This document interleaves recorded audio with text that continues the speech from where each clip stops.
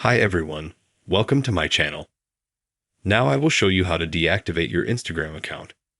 Write whether my solution helped you, whether you managed to do it this way.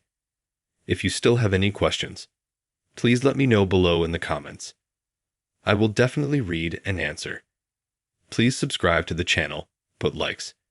Let's get started. Open Instagram. Choose the page we want to deactivate. In the upper right corner, click on the three bars. Settings and privacy goes like this download. Click Account Center. META. Scroll down to the bottom here and click on Personal Details. Open Account Ownership and Control. Deactivation or Deletion. Select Instagram.